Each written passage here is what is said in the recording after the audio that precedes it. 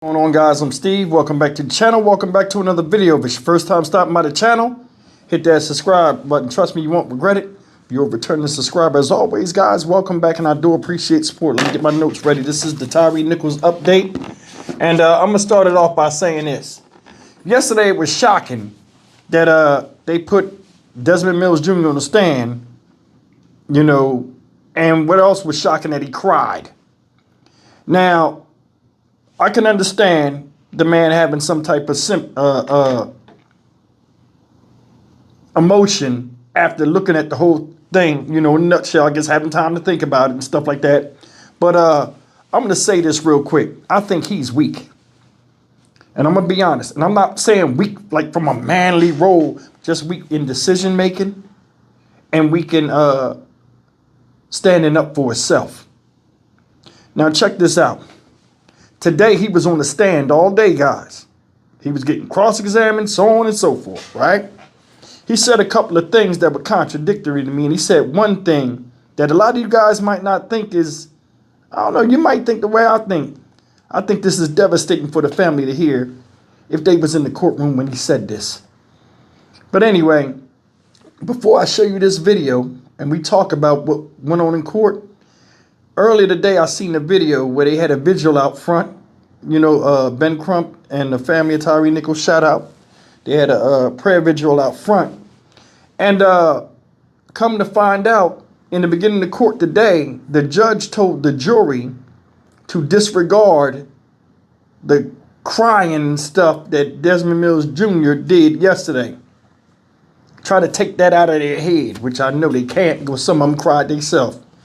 But I just want you to remember that. They told me to disregard the breakdown on the thing. I don't know how people get past that. But anyway, take a look at the video. We're going to come back and do what we do. Dramatic testimony in a downtown courtroom today. In fact, I had a lot at stake. I needed that job. Those are the words from one of the 5 officers charged in the beating of Tyre Nichols. Former Scorpion officer Desmond Mills was back on the witness stand today in the trial of Tyre Bean, Justin Smith, and Demetrius Haley. WREG's April Thompson is live at federal court. And April, you've been following this trial every step of the way. Desmond Mills says not reporting the truth was about keeping his job. Yeah, Stephanie, that's what he said motivated his actions after the beating of Tyre Nichols. The officers never told about the punching and kicking they did to Tyre Nichols. Mills says he knew what that would mean, and he had something to protect. One of the police officers on the scene the night of Tyre Nichols' beating says he was going along with the cover-up when he left out of his incident report any mention of the punches and kicks he and other officers gave Nichols. Desmond Mills says he was hoping for the best. Mills took a plea deal on the federal charges, but is now testifying in the case of his fellow Scorpion members, Tyre Bean, Justin Smith, and Demetrius Haley. When asked why he also lied in his internal affairs interview, he said, "I had a lot at stake. I needed this job for my family, my wife, and kids. The department has good insurance. I have kids with special needs. I was thinking of them first. I needed the job for my family." Mills saying he knew what would happen to them if they told the truth about the force they used. Prosecutors asked Mills if he ever checked on Tyre's breathing or pulse as he was propped against a police car for several minutes after the hits. Mills said no. He failed to render aid.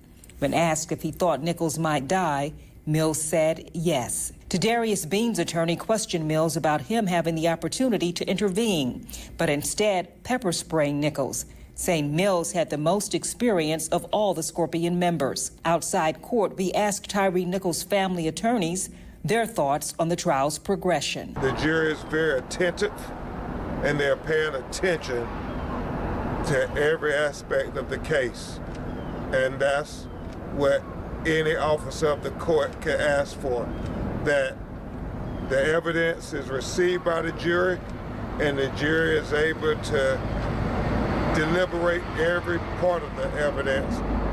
And it's emotional for everybody. It's emotional.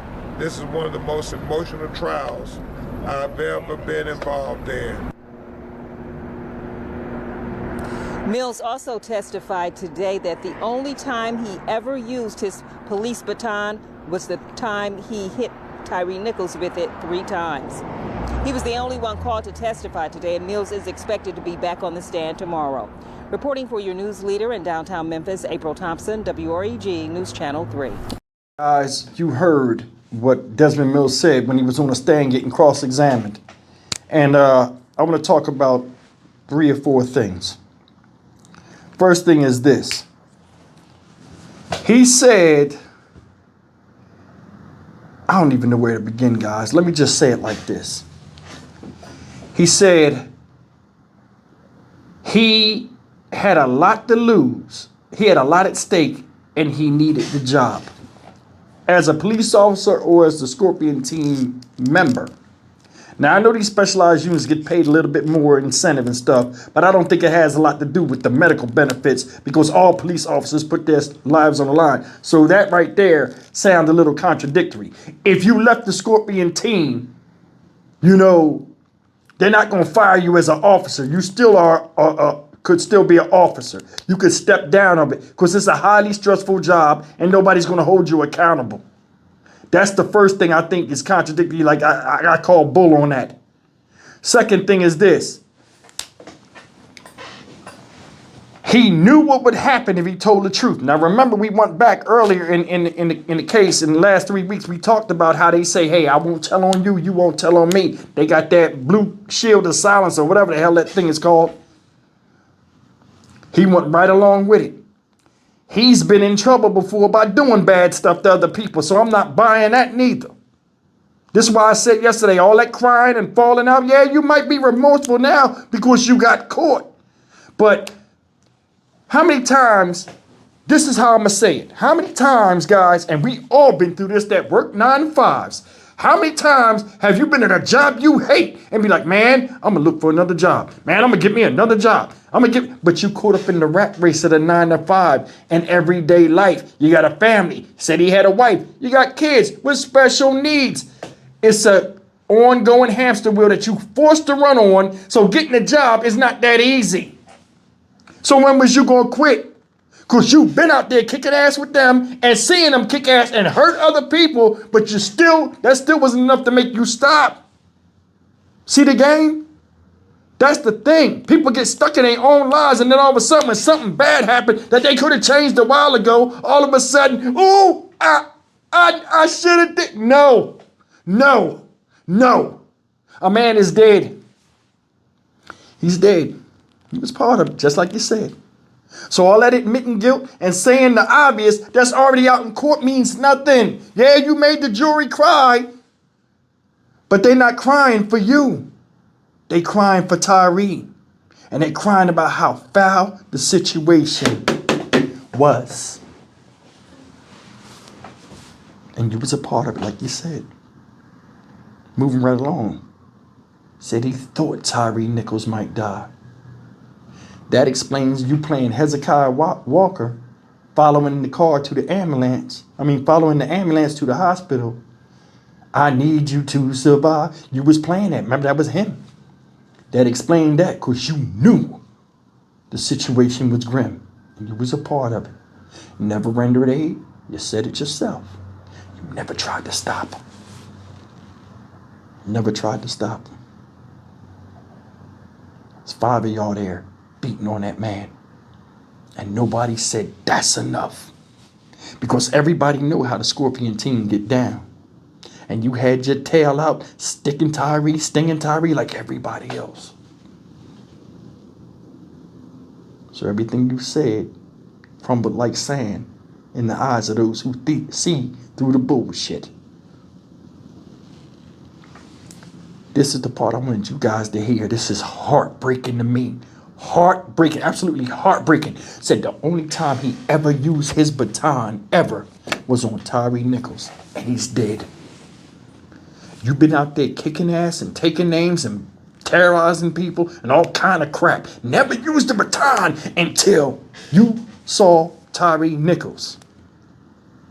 Why? I want you to think about that.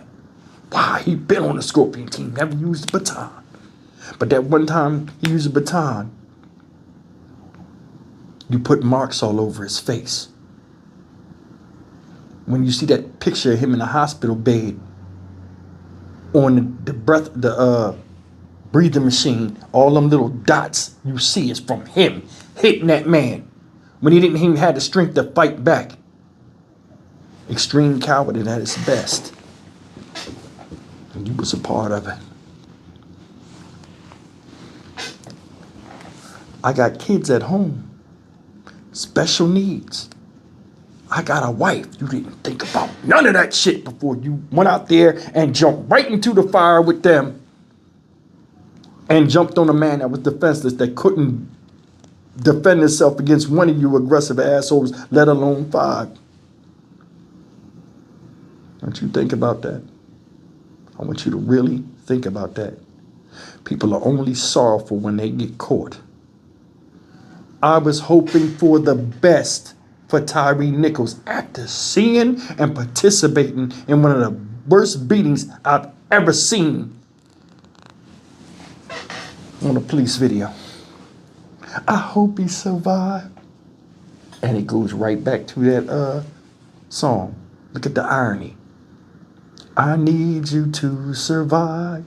Yeah, because your ass would have went to jail. Look, man, this is crazy. It's crazy how all this is coming around. Ain't this a wild trial, y'all? This trial is crazy.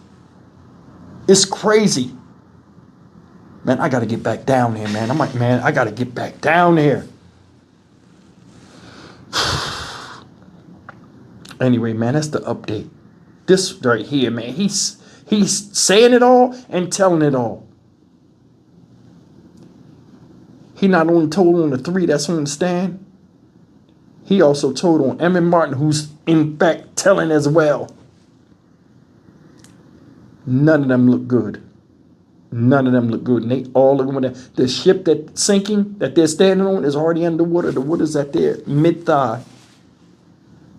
Every day I'm covering this trial, I'm praying that I can get back down there before the verdict is read.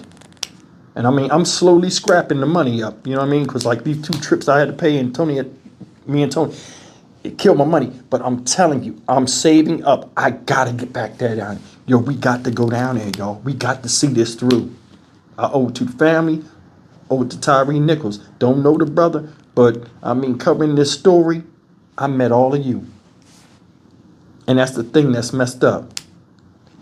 Something good happened for somebody else that don't have a dog in the fight, but something devastating happened to a family that didn't deserve it. And that's why I ride hard. That's why I ride hard. I met his family, they welcomed me. These are not easy stories to tell, y'all. They're not. Whether I go to these trials or not. But I mean, we gotta talk about this type of stuff. And we gotta frown upon it. Not just with police doing this kind of crazy stuff, but just other people out here right now just doing what they want and not having any regard for human life, human safety, or just valuing anything worth cherishing. We're losing society, man. And not enough people is talking about it. Really talking about it. I'm Stock Market Steve for the Dynamic Reason channel. As always, like, comment, share, and subscribe. The reason why I said all that, and I'm saying I'm trying to hurry up and get back down there, I don't think this trial's going to last too much longer. I mean, it's nothing else that can be said that's said already. What else can they say? What else? I don't even think they need all these rest of these witnesses. Because all they're going to do is get rhetorical stuff that's already been said. Man, I'm praying I can get back down there before this thing ends. I'll see you in the next video. Take care.